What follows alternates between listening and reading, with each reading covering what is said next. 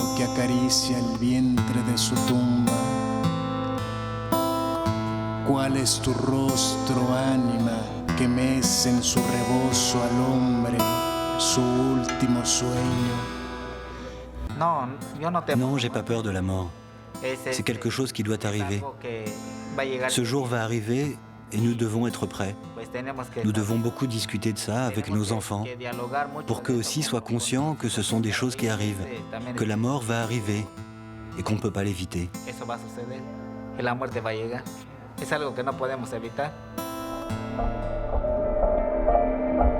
La fête des morts se déroule sur 2 jours et 2 nuits.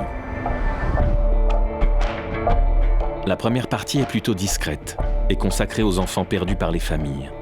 Les petits anges, comme on les appelle ici. La seconde partie est plus spectaculaire et rend hommage aux défunts, morts dans l'année, ou plus généralement, aux ancêtres. Une partie se déroule dans les maisons et l'autre dans les cimetières.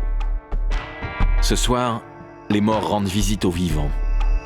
Un moment que j'attends depuis mon arrivée au Mexique.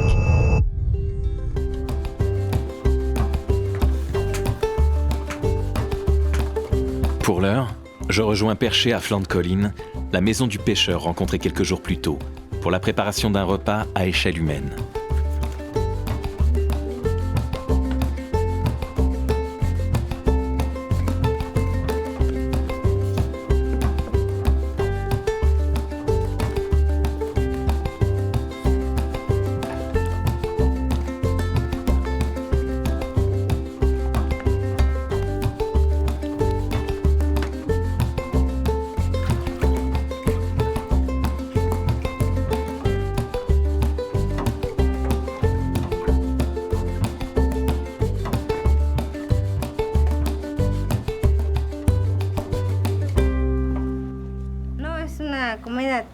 C'est un repas typique du jour des morts. Le matin, nous préparons pour les enfants morts, les petits anges, du fromage avec des haricots.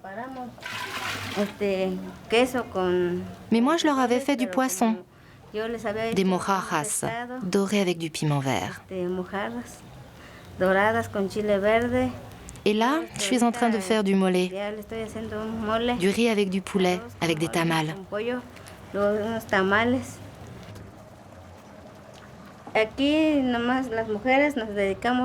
Les femmes se dédient au foyer et les hommes à la pêche. Et ici, comme c'est touristique, les femmes pratiquent aussi un peu d'artisanat.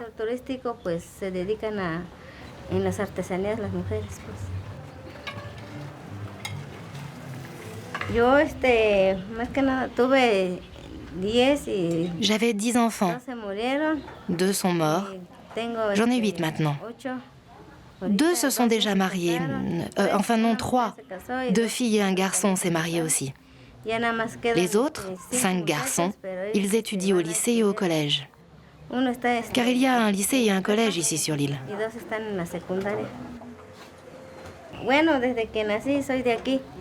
Ça fait 35 ans que je vis ici, dans cette maison. Depuis que je me suis mariée, en fait. Je me suis mariée ici. Je suis d'ici, en fait. Je suis de cette île. Je comprends d'autant plus l'importance de cette fête pour cette famille qui a perdu 2 enfants.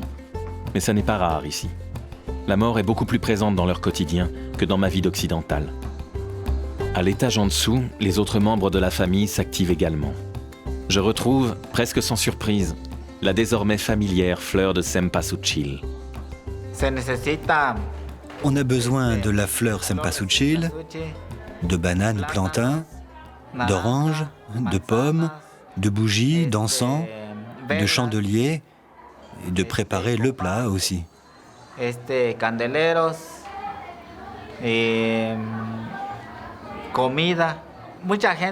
L'eau, eh bien, beaucoup de gens disent que les morts viennent de très loin, comme s'ils avaient fait un très long voyage. Quand ils arrivent, ils sont assoiffés. Et l'eau, eh bien, c'est quelque chose de vital pour tout le monde. C'est pour ça que nous mettons toutes ces choses.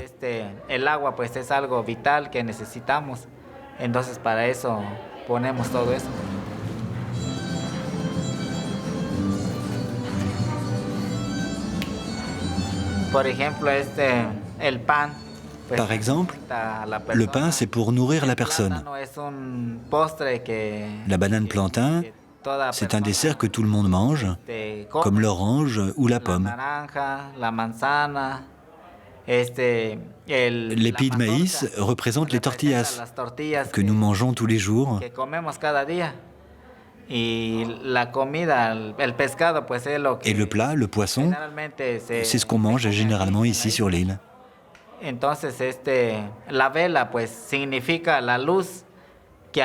La bougie symbolise la lumière qui éclaire le chemin de chacun. Donc tout ça a une signification. Pour la fête des morts, il est convenu de dresser sur l'autel le plat préféré du défunt, en souvenir des bons moments partagés lors des repas familiaux.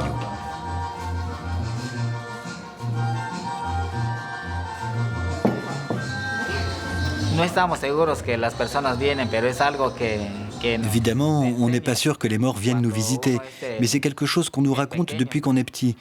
Alors cette croyance est gravée dans nos têtes.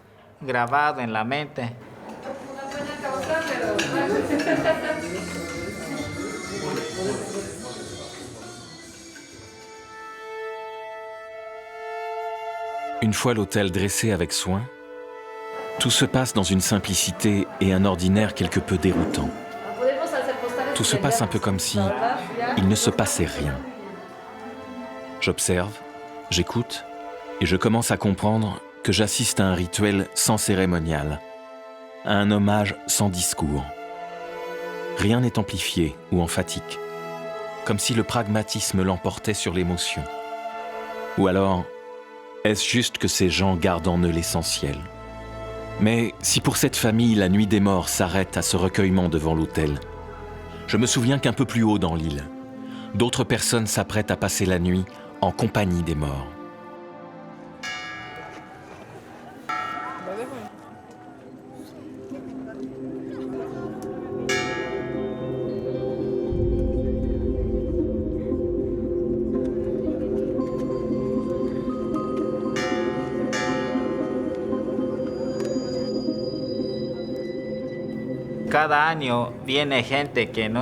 Chaque année, arrivent des gens qui ne sont pas d'ici, qui vivent dans d'autres États du pays. Il y en a même qui viennent de l'étranger spécialement pour se retrouver en famille.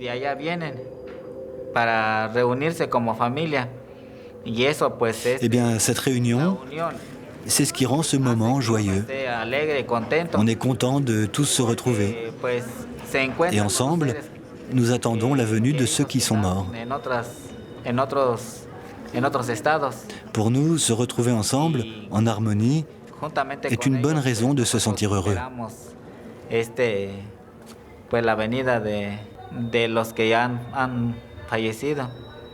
Y ese es un motivo de alegría, de convivencia y de armonía también. ¿Usted vive aquí? Sí. ¿Muy lejos? Sí, en aquel lado. ¿Se va caminando? ¿Cuánto tiempo se hace? Les ancêtres purépechas ont initié ce rituel, mais dans chaque village, il se pratique de manière différente. Par exemple, à Tzintzuntzan, ça se fait autrement qu'ici. À Iguazio, ça se fait encore autrement. À Raracuaro également. Dans chaque communauté, la manière de célébrer le jour des morts se fait différemment. La nuit, il y en a qui vont sur les tombes en famille. L'épouse, l'époux, les enfants, tous ensemble. Il y en a d'autres où c'est juste l'épouse qui y va et son époux l'accompagne juste un petit moment, puis s'en va et la femme reste. Ça se fait comme ça. Ou parfois, c'est l'époux qui reste là et la femme s'en va. Il n'y a seulement qu'une ou deux personnes qui restent là toute la nuit.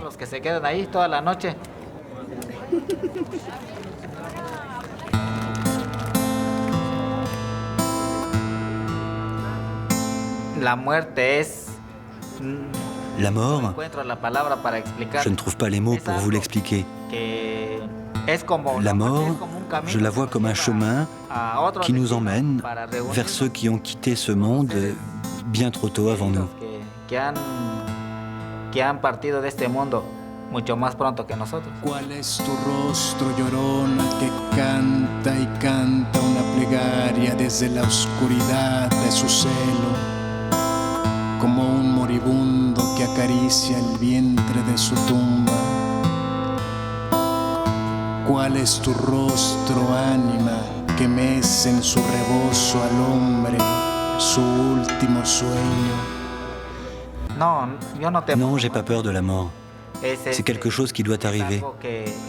Ce jour va arriver et nous devons être prêts. Nous devons beaucoup discuter de ça avec nos enfants pour qu'eux aussi soient conscients que ce sont des choses qui arrivent, que la mort va arriver et qu'on ne peut pas l'éviter. Es algo que no podemos evitar.